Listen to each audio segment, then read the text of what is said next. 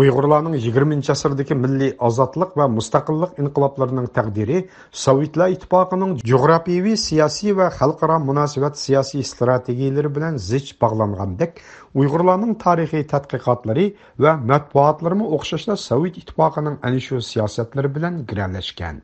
1974 yılı Moskvadaki Pen Nəşriyat tərəfindən rus tilida nəşr qilinib, keng tarqıtılgan Sabıq Şərq Türkistan Cumhuriyeti Milli Armiyasının mavun baş komandani və 1955 yıldan keyinki Xitay Xalq Azadlıq Armiyasının generali Zunun Teypovның erkinlik üçün kurashda mavzuluq başta Moskvada, arkadan Uyghur tilida 1977 yılı Olmutada tarqıtılışı roşan siyasi arq görünüşke egidir. Bu məxsus Moskvanın orunlaşdırışı boyunca yazılgan və o'ttiraga chiqarilgan kitap idi deydi. Olmutada yaşaydigan Uyghur tarixi və siyasi məsələləri tədqiqatçısı Sabıq Sovet Armiyası polkovniki Qahraman G'o'janbardi apandi. Şuna Moskvanın buyruğu buluş gerek. Eniq menide ma'lumot yo'q. General Zunun deyip başlıq bir grup kişiler şu azadlık üçün kurash degan kitapni yazgan, hem de onu köp qisqartib broşür qilib chiqadi. Ondan başqa jih to'qinishli nimalar bor, qaram-qarashlar. Asosan mana shundaq arq ko'rinishi Sovet ittifoqi bilan kommunistik Sovet ittifoqi bilan kommunistik Xitoy o'zaro urushga tayyorlik qildi. Shu vaqtda Sovet Moskva navbatlik qitim Uyg'ur kartasini ishlatishni qaror qildi. Onun qarşıca bu Sovet Xitoy o'rtasidagi 1962 yildan boshlangan va jiddiyleşken raqiblik, siyosiy to'qinish, hatto harbiy jihatdagi to'qinish ham urush qilish vaziyati bilan zich bog'lanishliq edi. Sovet ittifoqi asta-asta kommunistik Xitoyni rasmiy tanqid qilishga boshlaydi.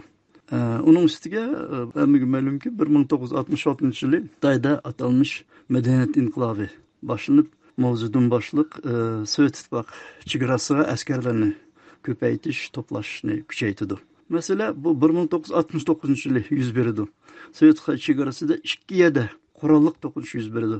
Biri Rusya'nda Damanskidaydi aral, Janbavdov 69 yılı fevral ayida yuz berdi. Şu yılı avgustda, yazda Qozog'iston chegarasidagi buni Shamay viloyatining Jalang'ko'l degan yerida yana to'qinish bo'ldi. Mana shu to'qinishdan keyin Sovet ittifoqi uning siyosiy va harbiy rahbarlari vaqtida biz harbiy oliy maktabni tamomlagan oldi turatdik. Xitoyni asosiy dushman sifatida va urushga tayyorlik qilishga boshlaydi. Uning o'zim shahid bo'ldim. Keyin 70-yillarda Sovet ittifoqi Turkiston harbiy okrugidan Ashxobod tarafdan 2 tank diviziyani shu Jiroq Sharqqa va O'rta Osiyoning Qozog'iston chegarasiga qarab askarlarni yetkazishga boshladi. Bir vaqtda 60-yillarda qechib chiqqan milliy armiya ofitserlari va Sovet ittifoqining ofitserlaridan yig'ib zapasdagi Uyg'ur diviziyasini shakllantirish bu hozirgi Olmaota viloyatining Panpilov va buni asosiy Sarozak Taldiqo'rg'on yo'nalishida buni Qapshag'ayni markaz qilgan harakatlar boshlandi. Mana shunga Uyg'urlarni kommunistik mavzudan boshlagan Xitoy kompartiyasi Xitoyga qarshi qo'yish uchun ta'sirlik bir kitoblarni chiqarish lozim bo'ldi. Mana shu 1960-yilgacha butunlay Xitoyni har jihatdan qo'llagan Sovet ittifoqi 1962 yillardan keyingi Sovet Xitoy raqiblik davrida Xitoyni qo'llashdan tamoman aksi yo'l tutdi. Mana bu aksi yo'l Moskvaning Uyg'ur tarixi, Uyg'ur madaniyati, Uyg'urlarning til adabiyoti va san'ati qatorliq sohalarda aktiv o'z ifodasini ko'rsatdi. Ana shu 1960-80 yillar orasida Uyg'ur yozuvchilarining 19 va 20 asrdagi milliy ozodlik va milliy mustaqillik kurashlarini aks ettiradigan turli adabiy asarlari, masalan Ziyo Samadi, Xizmat Abdullin, Ma'sumjon Zulfiqarov va boshqalarning tarixiy romanlari, povestlari orqa-orqadan nashr qilinib tarqatildi. Qahramon G'o'janbardining aytishicha, adabiyot va san'atda ana shu Xitoy mustamlikchilariga qarshi ozodlik kurashi muhim tema bo'ldi. 1962 yil Şinjan harbiy rayonining muavin shtab boshliqlik va Xitoy armiyasining general mayorlik unvonini tashlab, Sovet ittifoqiga ko'chib, Olmutada yerlashgan Zunun Teypov Bir mezgil siyasi terbiye algandan keyin zavodlarda mas'ullik xizmatlarida bo'ldi. U ana shu 1955-62 yillar orasida ko'chib yerlashgan sobiq Sharq Turkiston inqilobining bir qism kadrlari, ya'ni o'z sabdoshlari bilan birlikda Olmutada 1970-80 yillarda Xitoy Kompartiyasining Uyg'ur diyoridagi siyosatlariga qarshi har xil faoliyatlarda va tashviqot harakatlarida bo'lgan edi. Sobiq Sharq Turkiston armiyasi ofitseri 1960-80 yillardagi Qozog'iston Palla akademiyasining Uyg'urshunoslik bo'limi va institutida xizmat qilgan marhum Uyg'urshunos Botir Arshtenov 2013 yil hayot vaqtida Zunun Teypovning ana shu erkinlik uchun kurash nomli kitobining Moskvaning plan ekanligini bildirgan edi. Bu adam kitap çıkarman deb o'zining aslimlari var. Sharq Turkiston yerda deb nom qo'ydi. Boshqalar kitap bo'lgan nomi boshqacha. Sovetning adibi Sharq Turkiston to'liq yozadi degan mavzuda bu. Ana ishkidan tatib yozishga boshlaganda, bunu yazışsa yardım kılan, bir yardım yardım kıldı. Onun strukturası, tili, hele bile yazılar görüp neçe özgetken kitap bu. Ahir bir şey de çıktı. Aval Uygursun çıkamadı bunlar. Ben Oğuz çıkandaki Oğuzsun tercih kıldım. Ahir çıkar. Uygursun varyantı bak, onu mu diyorum? Zunun Teypovning mazkur aslimasi rus tilida erkinlik uchun kurashda deb atalgan bo'lsa, Olmutada Uyg'ur tilida chiqqanda Sharq Turkiston yerida deb nom berilgan edi. Buningda Uyg'urchadagi bir qism mazmunlar ozroq to'liqlangan. Uyg'ur tarixiy shaxslari qomusi qatorliq bir yurish asarlarining tuzguvchisi va muallifi Olmutadagi professor Abdulla Samsaqov afandining aytishicha, Zunun Teypovning bu asari 1944-49 yillardagi Sharq Turkiston Cumhuriyati va inqilobi haqidagi bir qator ishonchli faktlar bilan yozilgan asar bo'lib, uning aytishicha, u Zunun Teypovning bu asaridan o'zi tuzgan qomusga ko'plagan uchurlarni kirgizgan. Men qomus yozish jarayonida Zunun Teypovning 1974-yili Moskvada chiqqan kitobini qaytadan o'qib chiqdim. Sebep, uningdan burun, uningdan keyin Sharq Turkiston to'g'riliq yozilgan kitoblar bilan tanishib chiqib, mush kitobni asosli holda ilib foydalansam bo'ldi-ki deb, shu Zunun Teyipovning kitobini foydalanib va boshqa avtorlarni foydalagan holda Sharqi Turkiston Islom Cumhuriyati degan ikki maqolani yozib chiqdim. Yezip çıkıp özümün ensiklopediyaga kirgizdim. Özümge şart qo'yganman.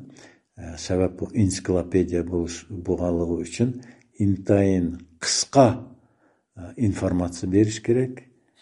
Shuning uchun ko'p izlanib, o'sha Zunun Teyipovninki kitobima bir broshura, kichik kitobcha bo'lib chiqqanlikdan uma hajmi nihoyatda oz va qisqa mol, cho'nqur berilgan deb asosliq shu Zunun Teyipovning kitobini foydalandim va boshqa avtorlar u kitobning oxirsida foydalangan materiallarda berildi. Aslida Sovet ittifoqi boshdan oxiri o'zlarining Sharq Turkiston inqilobiga yordam berganligi va qo'llaganligini izchil yoshirgan va maxfiy tutgan edi. Ammo nima bo'lib 1970-yillarda, ya'ni Sovet Xitoy dushmanlik davriga kelganda Zunun Teyipovning bu kitobi rus va uyg'ur tilida nashr qilindi. Bu tarix Moskvaga nima kerak bo'lib qoldi? Buning sababi haqida Qahramon G'ujambardi o'z qarashlarini bayon qildi. Sovet Xitoy munosabati urush qarab yuzlangandan keyin har xil tayyorliklar boshlandi. Harbiy tayyorlik.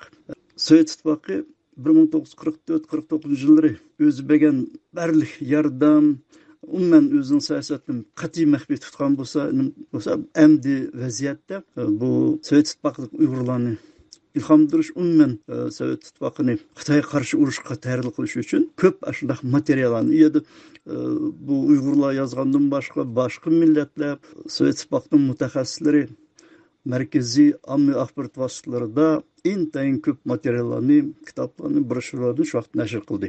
Bu ham harbiy tayyorlikning qishida ideologik tayyorlik, psixologik tayyorlik mangdi. Shuning bilan bir vaqtda ma'lum darajada Sovet ittifoqi ommaviy axborot vositalarini biroz qo'qitib, Xitoyni popozit qilib kelishimga qarab yuzlantirishga bo'lamdikan degan deb o'ylayman. Shunday bo'lishim kerak.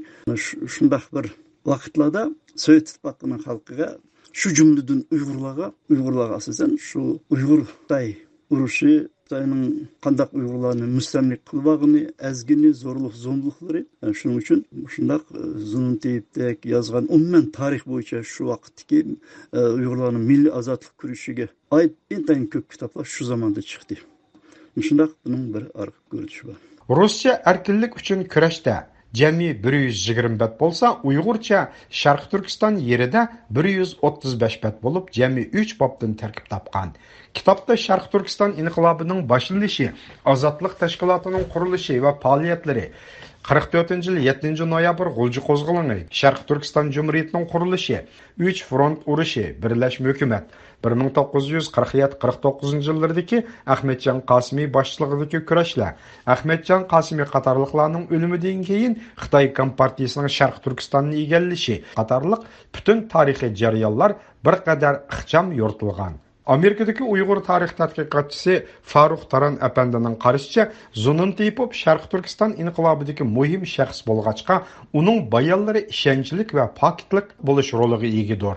Endi general Zununtiyevovningki 70-yillarda undaq tafsiliy bir aslimini o'tirg'a chiqara olishi va bu aslima yozilgan chog'da Zununtiyevovningki Xitoy kontrol ostidagi Sharq Turkistonda emas, balki Sovet ittifoqida bo'lishi Zununtiyevovni bir chiqqili bo'lmaydigan siyosiy ramkadan qutuldirdi deb aytishga bo'ldi. Bundan boshqa yana Zununtiyevovningki ayni chog'da Sharq Turkiston hukumati, Sharq Turkiston milliy armiyasida yuqori o'rinlarda xizmat qilganligi, muhim siyosiy qarorlarningki oq ko'rinishidan xabardor ekanligi, hatto ba'zi siyosiy qarorlarga o'ziniki bevosita aralashganligi, mazkur asliminingki naydi keng doiralik bo'lishi, tafsiliy bo'lishi shundaqla materiallik qiymatini texnik oshirdi deb o'ylayman. Zununtiyevovning mazkur aslimasi ana shu Sharq Turkiston Jumhuriyati tarixini tadqiq qilishdagi muhim manbalarning biriga aylanib, navbatda xalqarodagi mutaxassislarning foydalanish asarlari qatoridan o'rin olmoqda.